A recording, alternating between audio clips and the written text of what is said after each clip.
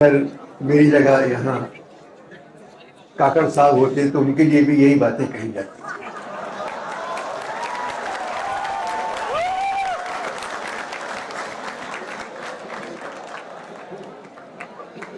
حضور نے کہا تھا تعلیم حاصل کرنے کے لیے چین چلے جاؤ. آپ لوگ بھی تعلیم حاصل کرنے کے لیے آدھا گھنٹہ دور ہے چین.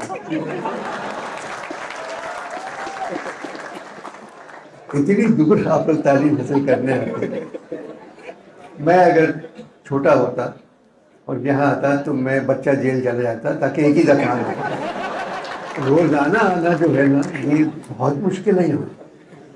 اور سید صاحب اتنے شریف آدمی ہیں، علی سید صاحب اس طرح بات کرتے ہیں میں سمجھا حبیب یونیورسٹی میں ہیں، کیونکہ حبیب کے بہت قریب ہے یہ. میں وہاں چلا گیا. اب میں وہاں 11:20 میں بیٹھا ہوں. اب وہ لوگ کہہ رہے ہیں کہ یہی کر لیں پروگرام، یہی کر لیں. میں نے کہا مجھے کہیں اور شاید جانا ہے. پھر میں نے فون کیا تو معلوم ہوا کہ مجھے یہاں آنا ہے. 15 منٹ دیر سے آیا، معافی اس کی، اس میں میرا قصور نہیں ہے، میری عمر کا قصور ہے. میں 84 برس کا ہوں. I am 84.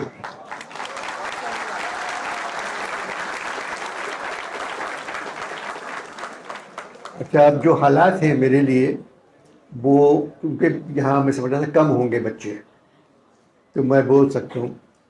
200 لوگوں سے زیادہ بول کے مجھے پرمیشن نہیں ہے، یہ اداروں کی طرف سے ہے. آپ اگر جہاں 200 لوگ ہوں ان کو آپ نہیں بول سکتے. تو میں پچھلے دنوں لاہور گیا، پنجاب یونیورسٹی نے بلایا مجھے، گورنمنٹ کالج، اور انہوں نے کہا ہم منیر نیازی کے لیے ایک پروگرام کر رہے ہیں. فیض صاحب پہ تو ہوتے ہیں، فراز پہ ہوتے ہیں، اقبال پہ ہوتے ہیں، تو ہم منیر نیازی پہ کر رہے ہیں پروگرام، تو آپ آ جائیے. میں چلا گیا. دگنے بچے تھے اس سے، بھرا ہوا ادھر ادھر کھٹکھٹ. چاچا صاحب بھی بیٹھے ہوئے تھے. تو میں نے کہا کتنی دیر بولنا ہے مجھ کو؟ تو کہنے کہ 40 منٹ.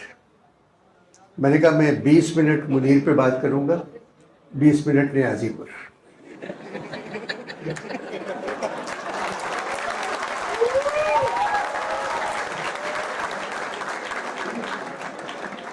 تو کہنے کہ انور صاحب وہ تو ایک ہی نام ہے، ہم سمجھے نہیں کیا مطلب آپ کا. میں نے کہا وہ ایک نام نہیں ہے، وہ شروع سے ہی ہے، منیر نیازی نام ہے ان کا. اس وقت بھی نیازی کے پیچھے ہے منیر.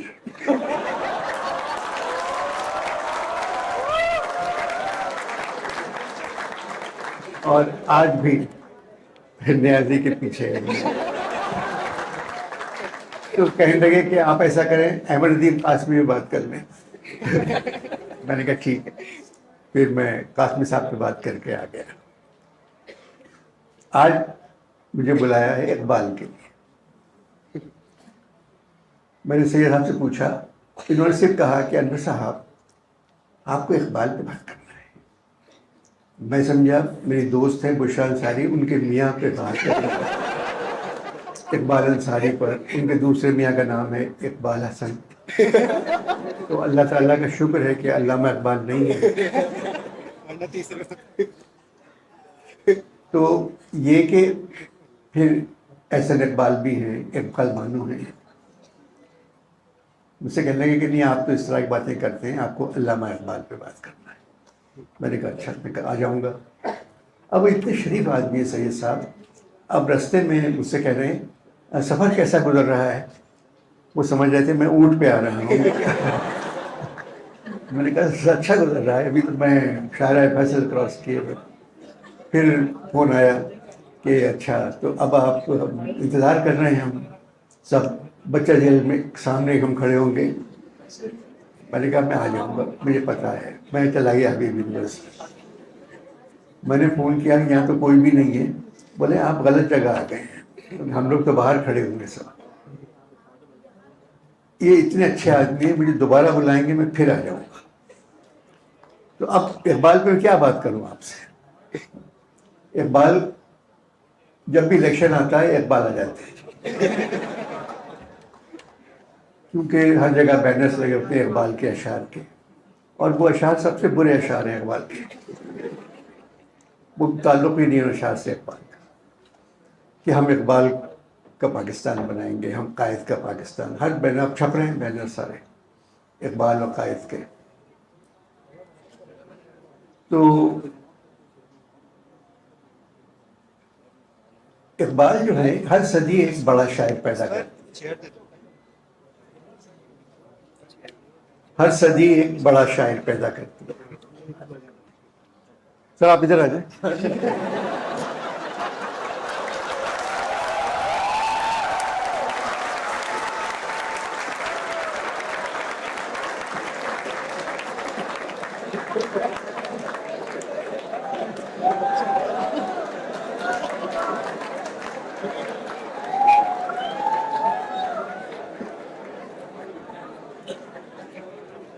ہر صدی ایک بڑا شاعر پیدا کرتی ہے.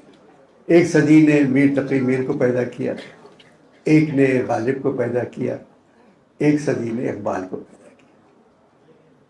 فیض صاحب کی بدقسمتی کہ وہ اقبال کی صدی میں پیدا ہوئے، اس لیے فیض صاحب ہمیشہ نمبر 2 شاعر رہیں گے، نمبر 1 اقبال ہے. اور یہ ادب کی جو سلطنت ہوتی ہے، اس میں اگر وہ کرسی خالی ہو جائے بیٹھنے کی سربراہ کے، تو وہ پھر خالی رہتی ہے. اس پہ بیٹھنے کے لیے اس کے برابر کسی کو آنا چاہیے، ورنہ یہ کام چلتا رہتا ہے. تو اس صدی میں یہ کام چلتا رہا. فیض صاحب بہت بڑے شاعر تھے، بہت بڑے شاعر. تو اب اقبال پہ میرا ایک کھیل تھا 14 اگست، جس میں قائد، اقبال اور مولانا جوہر کہتے ہیں ہم پاکستان کے حالات دیکھ کے آتے ہیں. تو ٹیلی فون کی گھنٹی بجتی ہے.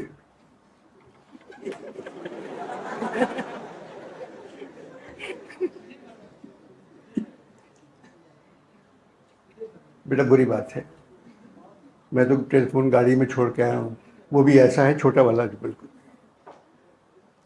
وہ پاکستان جائیں گے دیکھنے کے لیے. جوش ملیح بازی نے منع کیا تینوں کو، مت جاؤ، سوڈان چلے جاؤ، پاکستان مت جاؤ. انہوں نے کہا نہیں ہم جائیں گے پاکستان. تو پھر مولانا نے کہا کہ نہیں جوش تو ہمیشہ یہ ایسی باتیں کرتے ہیں، ہم پاکستان آئیں گے. پاکستان آ جاتے ہیں، 7 دن کراچی میں رہتے.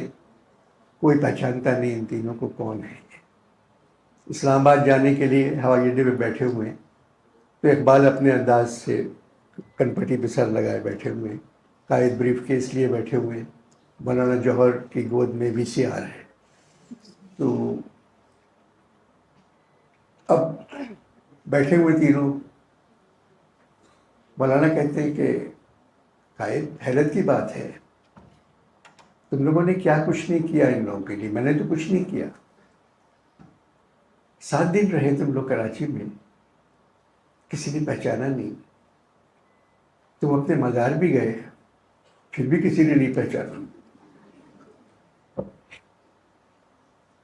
علامہ سو رہے کہہ رہے یہ پھر کوئی خواب دیکھ رہا تھا.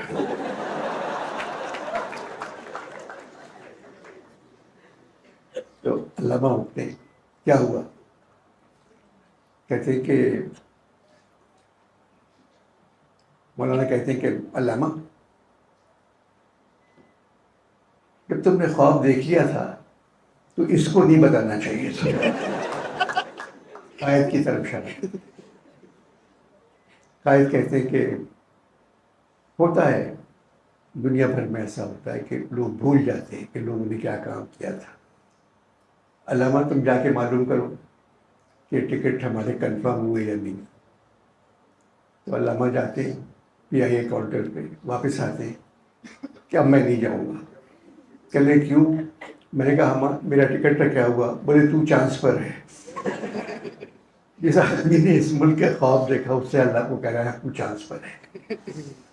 تو قائد کہتے ہیں ہم تینوں چانس پر ہیں، ہماری ٹکٹ کنفرم نہیں ہے. خیر اس طرح وہ ہوتا ہے پورا پھر، اس میں علامہ کی بات ہے. پھر جو کچھ ہوتا ہے تو کوئی پہچانتا نہیں. آخر میں قائد کو ایک لڑکی پہچان جاتی ہے. قائد کے پاس آتی ہے، کہتی ہے آٹوگراف دے دے. تو قائد ان کو آٹوگراف دیتے اور نہ پوچھتے نام کیا ہے، فاطمہ، سے لولی نیم اور فلاں آٹوگراف دیتے.